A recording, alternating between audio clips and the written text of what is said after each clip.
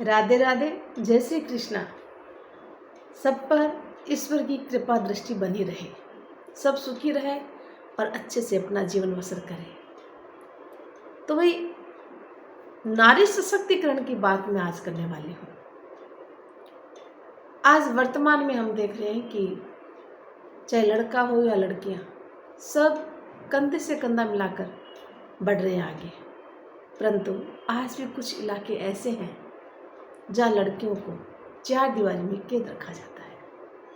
उनको शिक्षा भी पूरी नहीं दी जाती, और शिक्षा दे भी दी जाती है तो उनको नौकरी से वंचित किया जाता है। उनकी स्वतंत्रता छीन ली जाती है। तो हालात कैसे भी क्यों न हो, समाज की रुकावटें या उम्र कैसे भी क्यों न हो, अगर मन में किसी चीज़ को प्राप्त करने की दृढ़ इच्छा शक्ति हो तो कोई उसे रोक नहीं सकता। तो ऐसी एक कहानी, एक छोटे से गांव में रीना नाम की महिला रहती थी। पूरा परिवार था, बच्चे थे, पूरे दिन वो उसी में लगी रहती थी।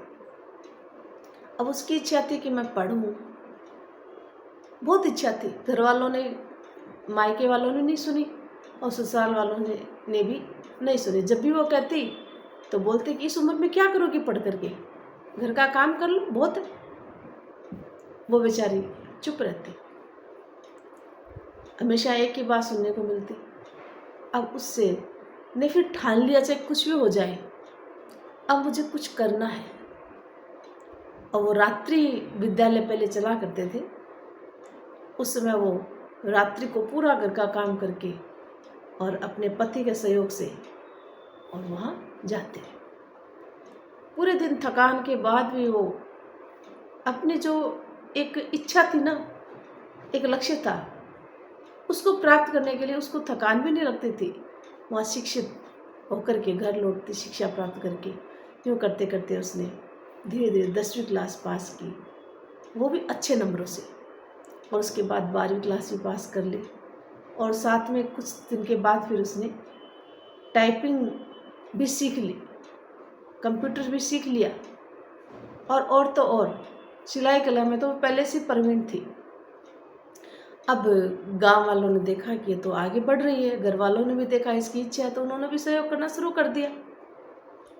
अब उसने क्या किया कि जब उसने कंप्यूटर शिक्षा प्राप्त की, डिग्री ले ली और साथ में सिलाई का डिप्लोमा ले लिया, तो उसने फिर गांव में एक सेंटर खोला महिलाओं के लिए कि हाँ, जो है वो टाइपिंग भी सीखेगी और कंप्यूटर भी सीखेगी और साथ में सिलाई कला का भी अध्ययन यहाँ कराया जाएगा, सिखाई जाएगी। बढ़ चढ़कर महिलाओं ने भाग लिया, लड़कियों ने भाग लिया और खूब आगे बढ़ने लगी। फिर कुछ महिलाएं, वही है ना कि जब कुछ कर लेते हैं तो फिर प्रशंसा भी सब करते हैं, जब कुछ नहीं करते तब टांग भी खींचते हैं। तो उनसे पूछती है कि तुमने ऐसा कैसे कर लिया, इतना काम करके, बच्चों का ख्याल रख के, परिवार का ख्याल रख के, तुम्हें इतनी मुश्किलों का सामना करना पड़ा, मुसीबतों का सामना करना पड़ा, फिर भी। तो उसने कहा कि सपना देखना बुरी बात नहीं है, परंतु डरना उस समय जब हम सपना देखना ही छोड़ दें। तो वो औरतें बहुत खुश हुई उसकी बात को सुन करके, और उसने भी फिर अपने परिवार में आसपास में जितनी भी बच्चियाँ थी उनकी यहाँ सेंटर पे भेजना शुरू किया। गांव का रूप ही बदल गया और आसपास के गांव में भी वो फिर जाने लगी। मतलब इतना अच्छा, खुद महिला पढ़ी और कितना कुछ लड़कियों को आगे बढ़ाया। कंप्यूटर की जो है अच्छी शिक्षा देने लगी, सिलाई कला भी सिखाने लगी, और उसने खूब सारी और भी वहाँ पर कर्मचारियों को रख लिया। तो कहने का तात्पर्य, जब मन में इच्छा शक्ति प्रबल हो ना, तो फिर चाहे कोई भी रुकावट क्यों ना हो, चाहे उम्र हो या फिर कोई बात करें समाज की कोई रुकावट हो या कोई बाधाएं, वो कभी भी आड़े नहीं आती। अगर हमारी इच्छा शक्ति मजबूत होती है तो वो सब कुछ कर गुजरते हैं जो किसी ने सोचा भी नहीं था। तो रीना की छोटी सी कहानी से हमें ये शिक्षा लेनी है कि हमें हमारे समाज के उन तबकों में जहाँ शिक्षा का अभाव है वहाँ उनको शिक्षित करने के लिए जागरूक तो कर सकते हैं। आज गवर्नमेंट इतना कुछ सुविधा दे रही है तो उनके लिए भी उनको जागरूक करें, उनको आगे बढ़ाए ताकि वो उन चीज़ से वंचित न रहे।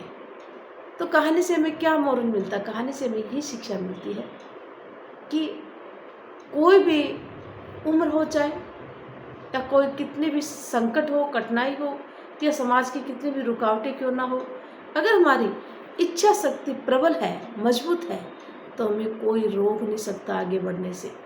परंतु अपनी इच्छा शक्ति प्रबल होनी चाहिए, इच्छा शक्ति दृढ़ होनी चाहिए, तभी हम अपना कुछ जो है कार्य, अपना जो लक्ष्य है उसको पूर्ण कर सकते हैं। तो आशा करती हूँ कि कहानी आपको बहुत अच्छी लगी होगी। अगर चैनल पर नए हो तो चैनल को प्लीज़ सब्सक्राइब करना और लाइक शेयर ज़रूर करना। मिलते हैं फिर कुछ नया लेकर, तब तक जय हिंद,